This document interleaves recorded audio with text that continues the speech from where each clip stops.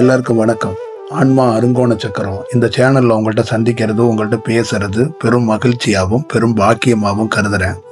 வருகிற 16ஆம் தேதி ஞாயிற்றுக்கிழமை அன்னைக்கு அதிகாலையில் 4 மணிக்கு தியானம், மத்தியானம் 1 மணிக்கு தியானம், இரவு 7 மணிக்கு தியானம். இந்த தியானத்தை முழு நேரமும் உங்களோட இருந்து ஒரு செயல் வடிவமாக அதை ஒரு பதிவாக செய்யணும் அப்படின்னு நம்ம நினைக்கிறோம். அதனால அந்த இடத்துல நீங்கள் சிம்மையா கார்டன் அப்படின்னு கோயம்புத்தூரில் வெள்ளையங்கிரிக்கு மலைக்கு அந்த போகிற ரூட்டில் தான் இருக்கும். சிம்மையா ஸ்கூலுங்கிறது எவ்வளோ ஃபேமஸ்ன்னு உங்களுக்கு தெரியும். அவங்களோட இடம் தான் அந்த இடம். ரொம்ப தியானத்துக்கான ஒரு இடம். அந்த இடத்துக்குள்ளே நீங்கள் இரவு ஸ்டே பண்ணுறதுக்கும் ஒரு வாய்ப்பு இருக்குது. இதை நீங்கள் முன்பதிவு கட்டாயம் செய்து கொள்ள வேண்டும். ஏன்னா அப்போ தான் அதுக்கான திட்டத்தை கரெக்டாக பண்ண முடியும்.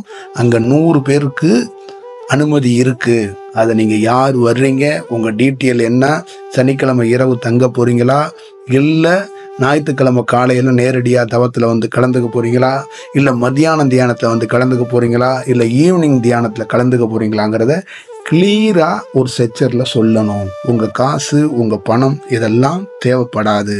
தங்குவதற்கு, உணவுக்கு எதற்கும் கட்டணம் இல்லை.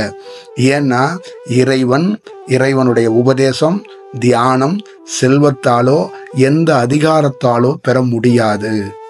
இரவுல வேலை செய்யறாருன்னா மனம் வேலை செய்வது கம்மியா இருக்கும். இரவே எல்லாரும் அடங்கிடுவாங்க.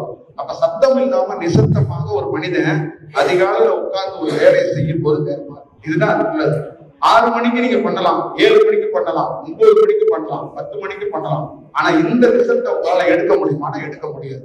அப்ப ஒரு 3 மாசமோ 4 மாசமோ கழிச்சு திருப்பி இந்த இடத்துக்கு வர்றதுக்கு ட்ரை பண்ணுங்க. நீங்க பண்ணி ஆகணும், நான் ஒன்னும் கட்டாயப்படுத்தலையே.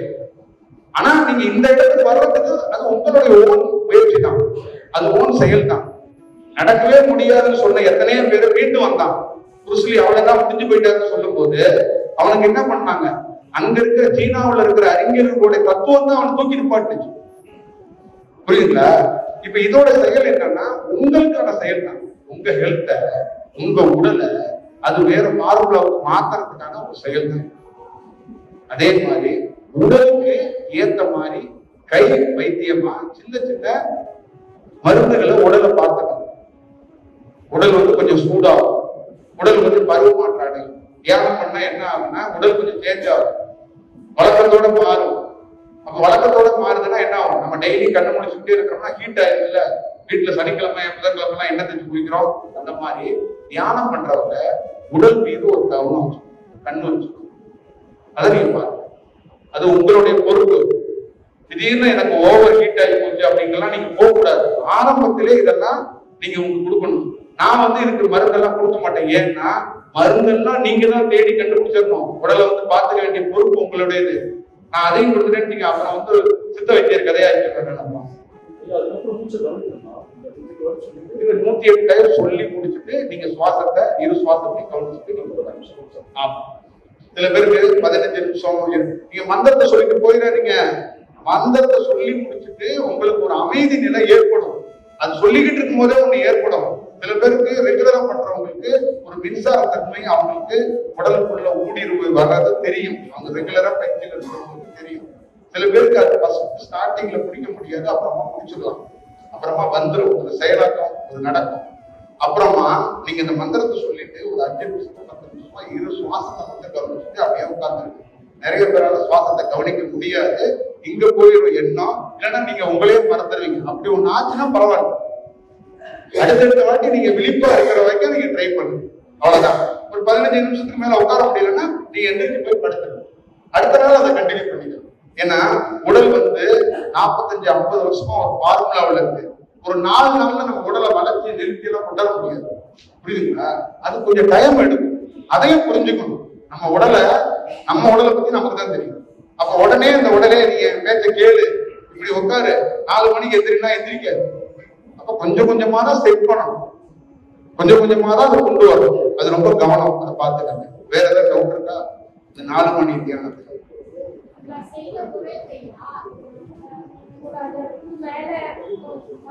இன்னொரு செயலும், இந்த கவனத்தை கீழிருந்து ஏன் மேல போகணும் அப்படின்னு சொல்றேன்னா, இப்ப இந்த கீழ் மூலாதாரத்துக்கும் மேல் மூலாதாரத்துக்கும் ஒரு கனெக்ஷன் ஏற்படும். அப்ப கனெக்ஷன் ஏற்படும் போது இந்த சுவாசம் என்னன்னா அதுவா நடக்காது, அது இயற்கையா நடக்காது.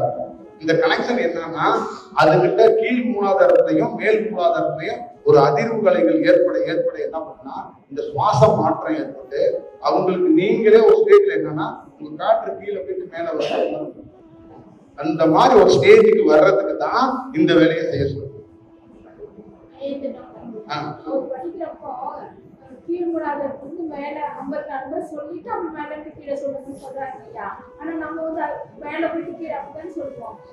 அப்படி இல்லை, நம்ம என்ன சொல்றாங்கன்னா தெளிவா தான் சொல்லியிருக்கிறாங்க. கீழே இருந்து போறீங்கல்ல, கீழே இருந்து மேல போனீங்கன்னா 54 தடவை தான் வரும், மேல இருந்து வந்தீங்கன்னாலும் 54 தடவை தான் வரும். மொத்தமா 108 சொல்லாம பிரிச்சு சொல்றாங்க.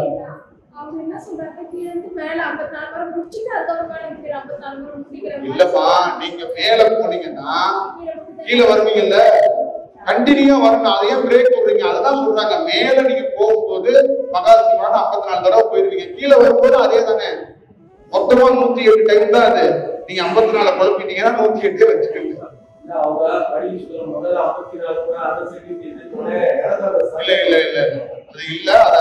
சரியா அப்படி இல்லம்மா, 108 டைம் நீங்க கீழே இருந்து மேல போனீங்கன்னா நீங்க கீழே இறங்கி வருவீங்கல்ல, கண்டினியூயா இறங்கி வரணும். அவ்வளவுதான்.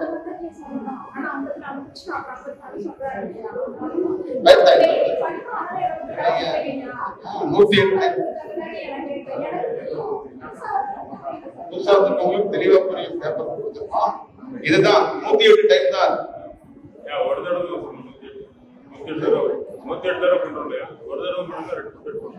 108 அதிகமான டைம் இல்லையா?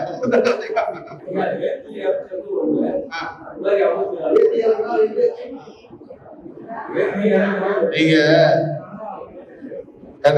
மகா சிவா காற்றே சக்தி குடு மேல பார்த்தீங்களா, மகா சிவா கீழே காற்றே சக்தி குடு கீழே வந்தீங்களா, இந்த மாதிரி மேலே கீழே 108 டைம் போயிட்டு அவ்வளவுதான். புரிஞ்சுச்சா? மேல போய் தொட்டுட்டீங்கன்னா ஒண்ணு, கீழே இறங்கி வந்தீங்கன்னா அது ஒண்ணு. இல்ல இப்ப வயிற்றுக்குள்ள கவனம் வைக்கணும்னு நான் சொல்லும் போது வயிற்றுக்குள்ள எந்த இடத்துல கவனம் வைக்கிறது? ஏன்னா நீங்க மனித அறிவை பயன்படுத்துவீங்க.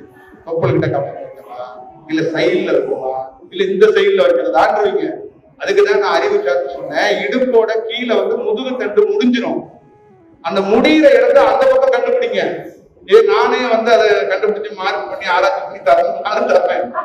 இப்ப இதை தத்துவமா சொல்லிட்டேன். இப்ப வயிற்றுக்குள்ள மொட்டையா சொன்னா நான் சைட்ல தான் பண்ணிட்டு இருக்கேன், நீங்க என்ன நேரவா சொன்னீங்க?